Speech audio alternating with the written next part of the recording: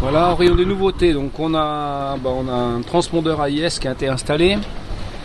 Voilà, le fond de la bassine là, où il y avait la survie avant et maintenant il y a un réservoir de flotte, mais par l'avant-dernier proprio. C'était bouché l'évacuation, donc j'ai débouché ça. La pompe de cale qui marchait qu'en manuel, j'ai mis un inter manuel automatique, et en fait que je mette sur le manuel ou sur l'automatique. Dans les deux cas, la pompe de cale déclenche alors que c'est une 3 fils. Donc ça veut dire qu'il y a un court-circuit à l'intérieur de la pompe. Du coup, je surveille les fonds et je changerai la pompe de cale à ma prochaine escale. C'était fermé le week-end, c'était pas la peine d'attendre encore 2 jours jusqu'à lundi. J'ai une bonne surprise. J'ai ma petite femme qui va venir me rejoindre à Tenerife. Donc le plan initial c'est d'aller sur Madère, puis de rentrer par les Açores éventuellement ou en direct. Les Madère ça cartonne, le créneau météo il change tout le temps et il se réduit la peau de chagrin. Donc on va prendre cette peau de chagrin pour changer d'île, changer d'air. On aura d'autres magasins pour s'approvisionner. Et puis voilà, puis on teste le bateau. Pas plus mal. Bon sinon à Lanzarote, moi j'ai comme d'habitude beaucoup aimé cette île. Et puis en plus cette année, j'ai fait une super rencontre. J'ai rencontré un couple adorable qui étaient mes voisins immédiats, Raymond et Louisiane, qui venaient d'adopter un tout petit chien, Golfy, avec qui j'ai passé de bons moments.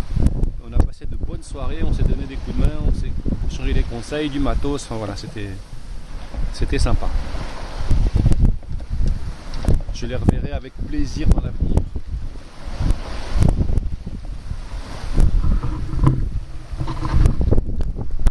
Ouais, les trucs en suspens, donc il y a le guindeau, et puis qui fonctionne pas pour l'instant.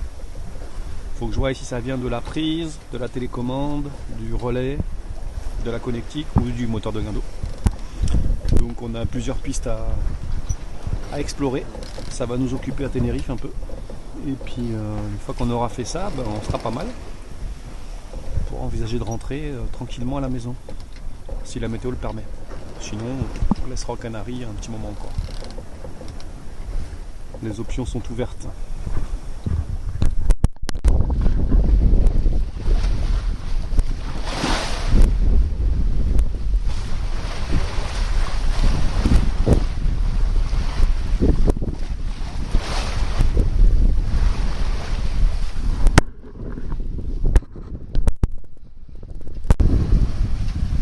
Bon, sinon, au rayon des bonnes nouvelles, on a le pilote qui marche, on a l'Anemo qui marche, on a le moteur qui fonctionne plutôt bien,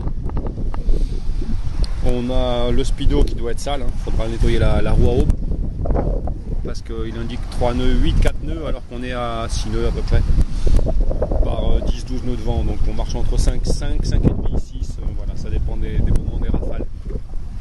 C'est plutôt confortable, on est au travers, on a démarré au près, très bon plein, avec plus de mer, et ça s'est tassé dans la matinée.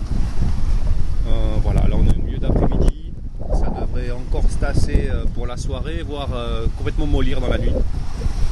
Donc je pense que je finirai une bonne partie du trajet au moteur. On verra ça. Je suis content du bateau, il n'y a pas de craquement suspect.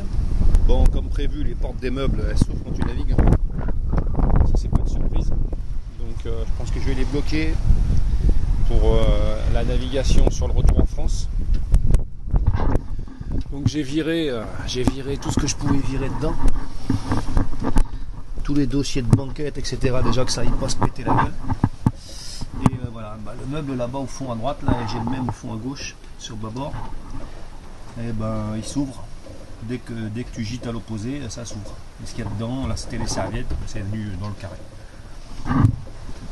Donc j'envisage de faire un petit trou à la cycloche, un pontet à l'intérieur, un bout sur le pontet qui passe par le trou de la cycloche pour venir à l'extérieur, et un taquet siffleur ou un truc comme ça, ou un petit trou dans le bois, j'en sais rien, avec un petit trait de scie pour bloquer ça.